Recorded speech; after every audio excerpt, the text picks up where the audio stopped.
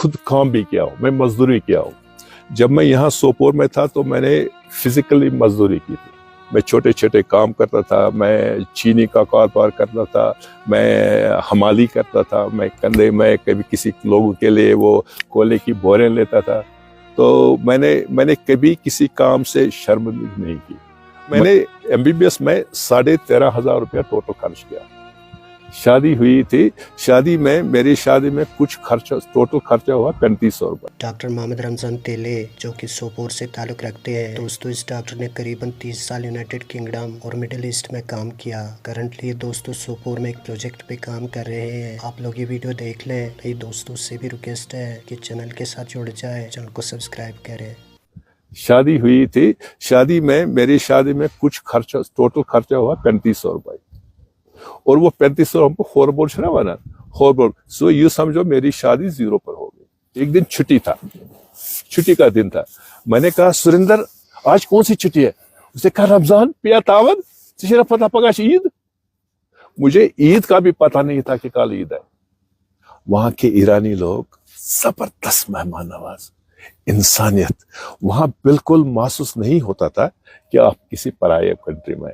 जहां भी जाओ वो इज्जत से बात करते हैं, सलाम करते हैं। 30 साल में उतना डिफरेंस मैंने कहीं नहीं देखी है। जब मैं गया था दुश्मनी, इराक के नाम से दुश्मनी, इराकियों के साथ नफरत, सदाम के साथ नफरत, कभी अब इतनी दोस्ती कि अब वहां से जाते हैं और फिर मुझे वो कहते करबला का जो मैनेजमेंट है उसमें वो हेल्प करते हैं। आप वो करबला के लिए आप जाना होता है उस रास्ते से जाते हैं। और जो लोग एक्सपेट्रेट से या खारजी है वो और कोई नहीं है, सिर्फ इराकी है। यानी कि कल के दुश्मन आज के दोस्त भी बन सकते हैं। ये तो हम सब के लिए सबक है कि दुश्मनी हमेशा नहीं। जो इंसाफ मैंने ईरान में देखा उतना इंसाफ मैंने सऊदीया में नहीं देखा। मिसाल के तौर पर कि मैं काम करता था, मेरा एक कुलीग था, मैं उससे 20% ज्यादा काम करता। मुझे मिलते थे 5,000 रियाल, उसको मिलते थे 17,000 रियाल। मेरी उम्र तकरीबन 71 साल है इस वक्त। मैं पैदा हुआ हूँ सोपोर में, छानखन सोपोर में। मेरे जिस मकान में डिलीवरी हुई मेरी माँ की, वो अभी वो मकान उधर है। मेरी पैदाइश नेचुरल डिलीवरी हुई। मेरे जो बाप थे वो आलमपुरा में रहते थे, तो वो तेली का काम करते थे। हमारा जो बचपना गुजरा है वो बहुत ही सिंपल तरीके से गुजरा है। हमारे सोपोर में, आरमपोरा में बहुत गुर्बत थी उन दिनों। मैंने जो स्कूलिंग की है उस वक्त हमारे घर की हालात, हमारे मोहल्ले की हालात, सोपोर की हालात, कश्मीर की हालात इतनी अच्छी नहीं थी जो आज लोगों को फराम है। मैं पहला आदमी हूँ अपने खानदान में जो कॉलेज गया है। मैं पहला आदमी हूँ अपने खानदान में जो जम्मू से बाहर गया है, फॉरेन मुल्क में गया है, एजुकेशन में गया, कॉलेज गया। सो मेरे जो माँ बाप थे 100% अनएजुकेटेड थे, कोई एजुकेशन नहीं था। मेरे बाप ने मुझे एडमिट कराया है फर्स्ट प्राइमरी में। फर्स्ट प्राइमरी के बाद मेरे बाप को कभी भी पता नहीं था मैं क्या करता हूँ, क्या खाता तो घर पर ही था। घर से निकल गया, कहाँ गया, कब आया, कहाँ गया, क्या किया, कुछ पता नहीं है। उसके बाद जो भी मैंने किया है जिंदगी में अपने फैसले लिए। मिसाल के तौर पर किस स्कूल में जाना है, सब्जेक्ट क्या लेना है, कब इम्तिहान देना है, क्या करना है, क्या नहीं करना है, ये सारे फैसले मैंने खुद किए। मेरे जो माँ बाप थे, मैं अडॉप्टेड चाइल्ड था। मेरे माँ बाप जो मैं कोशिश पर मंगते गोद लिया हुआ बेटा था। मैं अपने अंकल और आंटी के पास था। मेरा जो असली माँ बाप था वो भी साथ साथ रहते थे, एक ही घर में रहते थे, एक ही आंगन में रहते थे। लेकिन जो मुझे परवरिश की है मेरी, वो मेरे अंकल ने की है। वो बड़े दिल वाले आदमी थे। उसकी बीवी थी, बहुत अच्छी औरत थी, बहुत आजकल ऐसी औरतें मिलती नहीं है। मेरा बाप तो बहुत गरीब थे। उनके पास बहुत मैं एक्सप्लेन ही नहीं कर सकता कि कितने गरीब थे। हमारे पास कभी कभी ऐसा भी हुआ है, ये मैं इसमें बिल्कुल एग्जैक्टली सही बताता हूँ, कभी कभी वो खुद खाना नहीं खाते थे, मुझे खिलाते थे। और मुझे पता है कभी कभी उन्होंने चावल बेचा है, उससे मेरी फीस अदा की। तो उन्होंने बहुत सारी कुर्बानियां दी।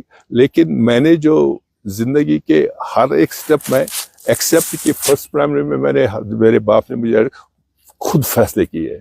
جو ہم بھی میں ہوں، میں نے ہمیشہ اپنے خود فیصلے کیے ہیں اور بڑی محنت اور لگن کے ساتھ فیصلے کیے ہیں.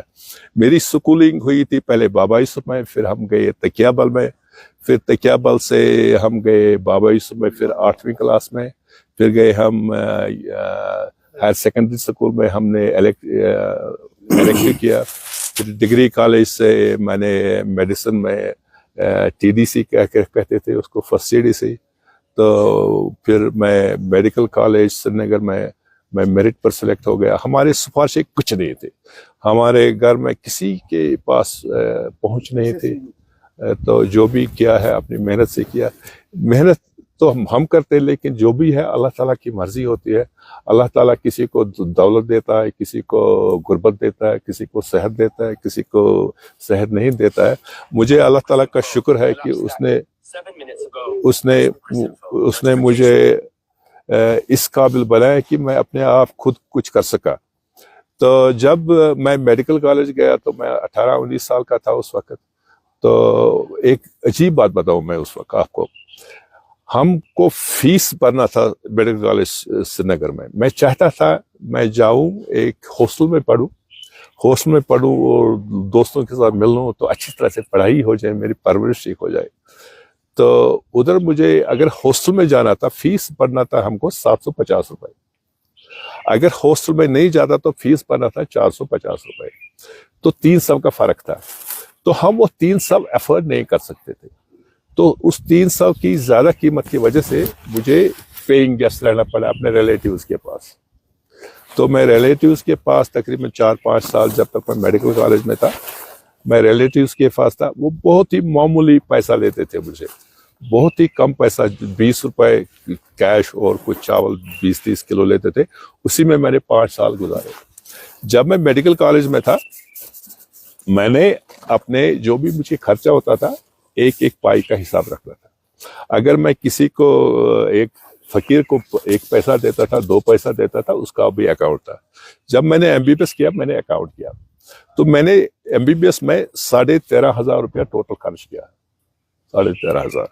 پھر اس میں سے مجھے اسکالرشپ جہاں بھی مجھے ہو سکتا تھا میں اسکالرشپ کے لیے ٹرائی کرتا تھا، ایڈ کے لیے ٹرائی کرتا. سو جو میری 13,500 خرچہ ہوا اس میں سے 10% میں نے گھر والوں سے لیا ہے.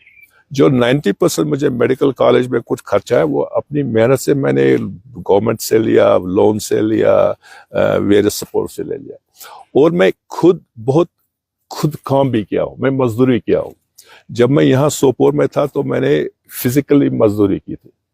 وہاں اس دنوں وہ بہت سارے ایسے تھے، میں ڈیٹیل میں نہیں جاؤں گا. میں چھوٹے چھوٹے کام کرتا تھا، میں چینی کا کاروبار کرتا تھا، میں حمالی کرتا تھا، میں کندھے میں کبھی کسی لوگوں کے لیے وہ کولے کی بوریں لیتا تھا. تو میں نے کبھی کسی کام سے شرمندگی نہیں کی. مجھے ہمیشہ یہ ہے کہ مجھے اس بات کا فخر ہے کہ جو بھی میں نے خرچہ کیا ہے اب تک اس میں کبھی ہر ایک پیسہ ہے کہ حلال کا پیسہ لگایا. میں نے محنت بہت کی ہے، فزیکلی کی ہے.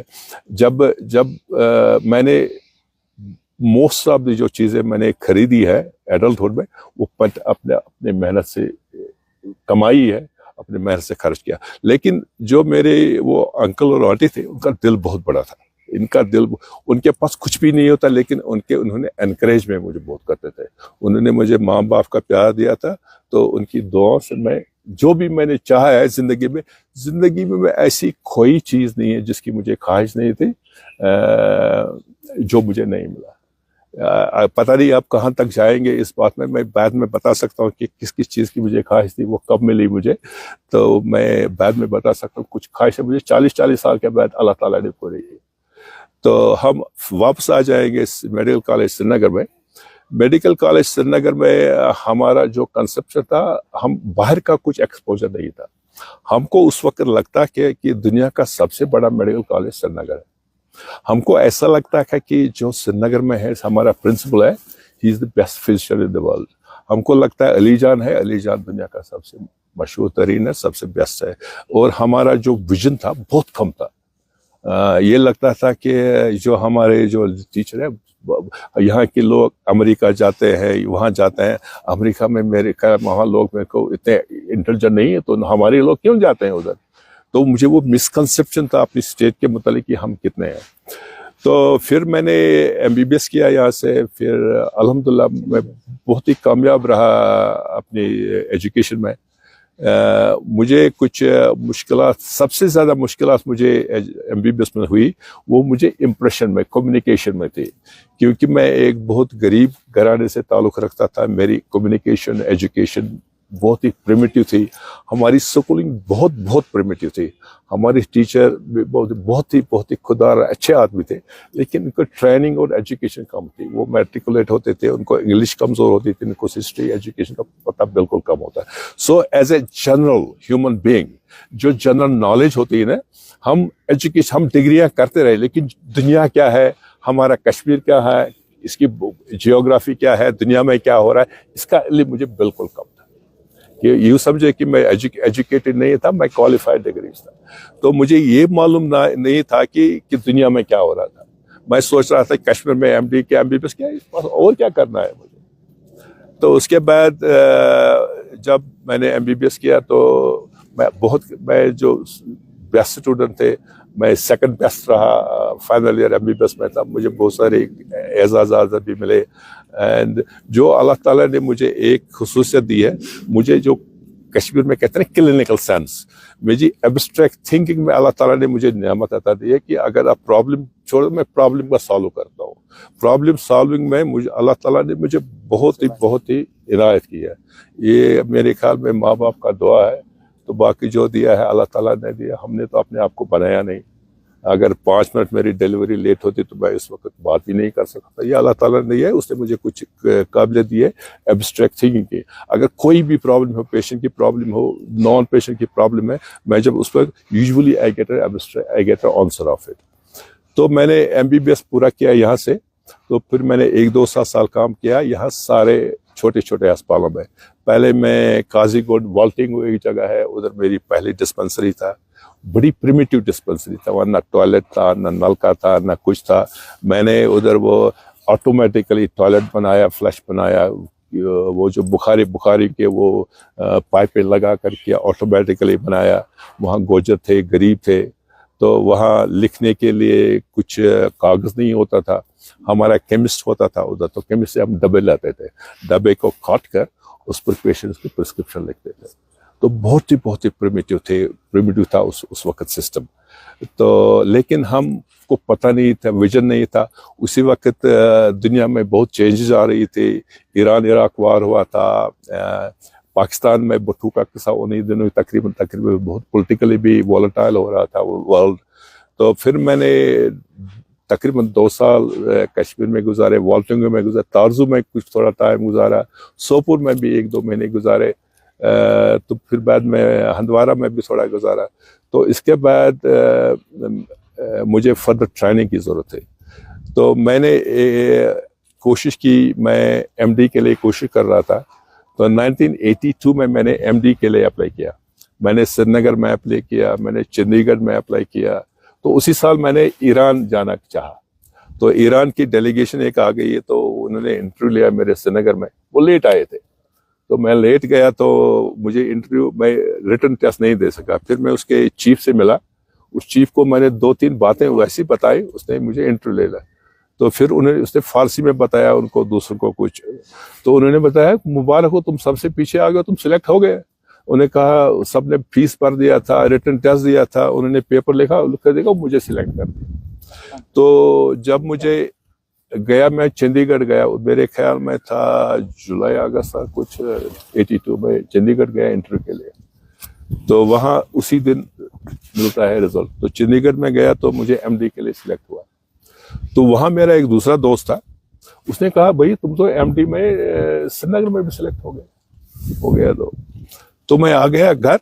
तो 4 दिन के बाद मुझे ईरान की चिट्ठी मिली। तो मैं एक ही महीने में मुझे MD श्रीनगर में मिला, MD चंडीगढ़ में मिला और ईरान के मिला था। हमारी माली हालात बहुत ख़राब थी। उन्हीं दिनों मेरी शादी हुई थी। मेरी शादी में कुछ खर्चा, टोटल खर्चा हुआ 3500 रुपये।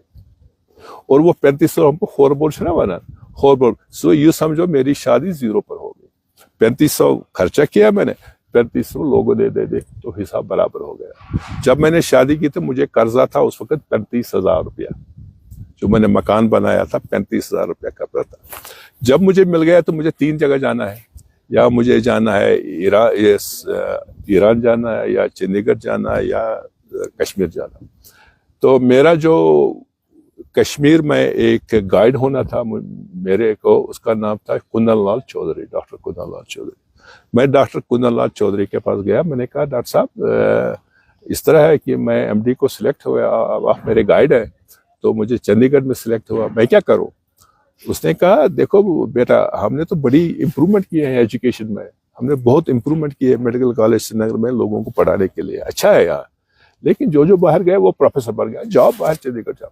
اس نے مجھے ایڈوائس دی. وہ ہندو تھا لیکن بہت اچھی سنسیئر بندہ تھا. اس نے مجھے ایڈوائس دی.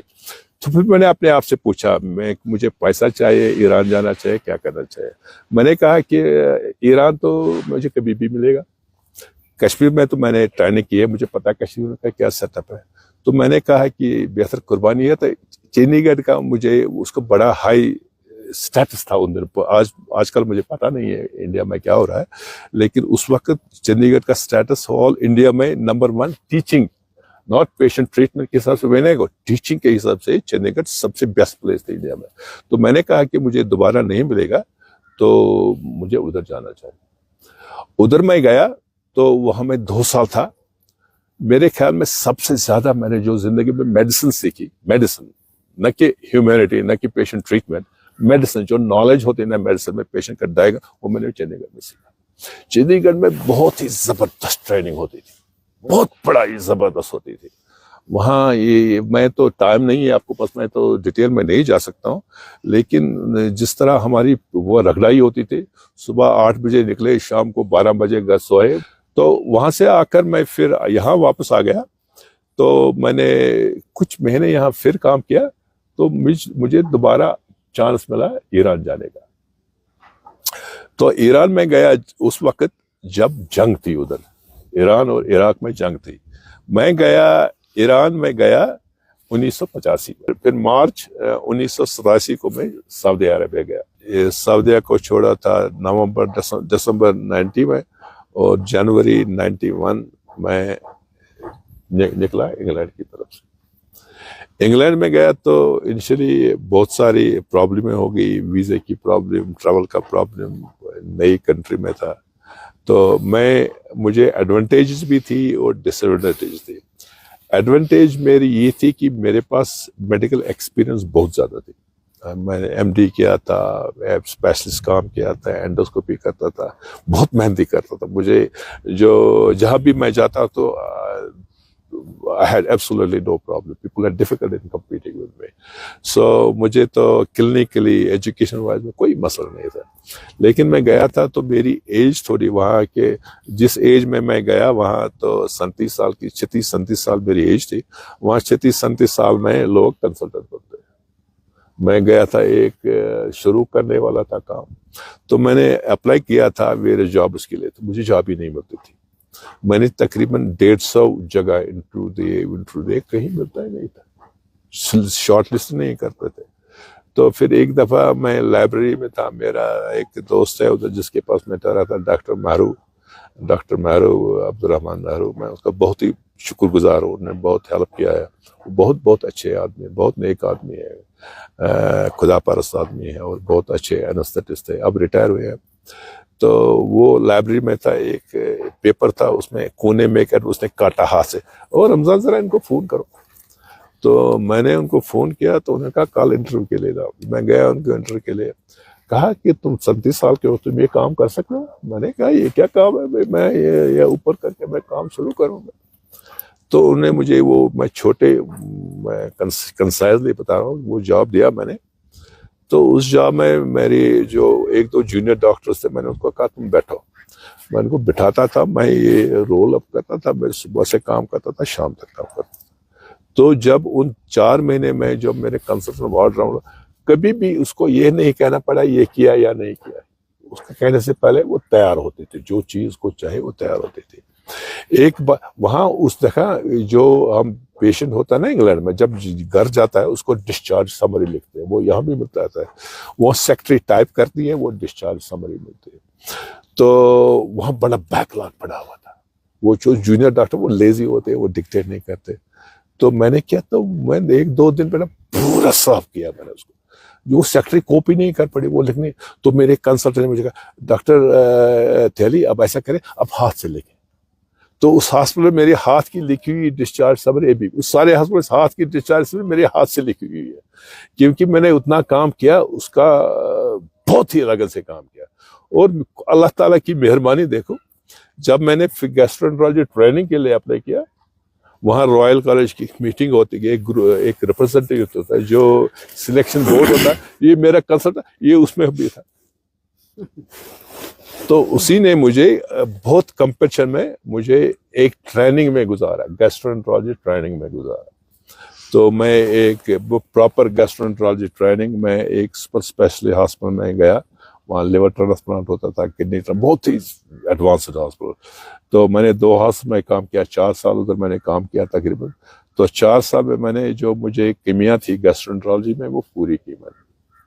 تو اس وقت میرا پروگرام یہ تھا کہ میں چھوڑوں انگلینڈ کو، میں واپس سعودی عربیہ جاتا. میری جو بیوی تھی شہزادہ، وہ نہیں چاہتی تھی کہ ہم بچیوں کو وہیں. ہاں میں ایک چیز آپ کو بھول گیا کہ ایران میں میری دوسری بیٹی ہوگی، پھر ہم سعودیہ میں چلے گئے تو سعودیہ میں میری تیسری بیٹی پیدا ہو. پھر جب انگلینڈ میں تھا تو انگلینڈ میں میری چوتھی بیٹی پیدا ہوگی. ہر ایک ملک میں میری ایک بیٹی ہوگی، الحمدللہ. تو جب میں نے ٹریننگ پوری کی تو میں چاہتا تھا کہ میں یہ انگلینڈ چھوڑوں، سعودیہ میں کام کروں، پھر کشمیر بیٹھوں. میری بیوی بھی یہی چاہتی تھی. تو میں نے اپلائی کیا، تو میں نے ایک جاب مل گئی سعودی عربی میں، King Fahd hospital, specialist hospital Riyadh. وہاں ان کو لیور ٹرانسپلانٹ یونٹ تھا، اس میں مجھے جاب مل گئی. جب انہوں نے مجھے ویزا بھیجا تو میرے ویزا آیا، میری بیوی بچوں کا نہیں آیا. اس نے کہا تم جاؤ، بیوی بچے بھی آئے. میں نے کہا چھوڑو یار، یہ کیسے ہو سکتا ہے، میں جاؤں گا، میں بچوں کے ساتھ ہی جاؤں گا. تو وہاں سے ختم ہونے اور انگلینڈ سعودیہ جانے کے درمیان 1-2 مہینے تھے. اور 1-2 مہینے میں ایک جگہ میں گیا، لنکن شائر میں ان کو کنسلٹنٹ جاب تھی. تو میں گیا ادھر ٹیمپورری 2 ہفتے کے لیے گیا. ان کو میں اتنا پسند آیا، مجھے وہ پسند آیا. ان کو بیٹھو بھائی کہاں جانا ہے سعودی عرب، بیٹھو. میں نے کہا give me permanent job in gastroenterology, no problem. تو دے فیسلیٹیٹڈ اٹ. وہ بھی بڑی لمبی چوڑی کہانی ہے کیسے میں باہر. تو they فیسلیٹیٹڈ it against all odds. ان دنوں بہت ہی مشکل ہوتا تھا.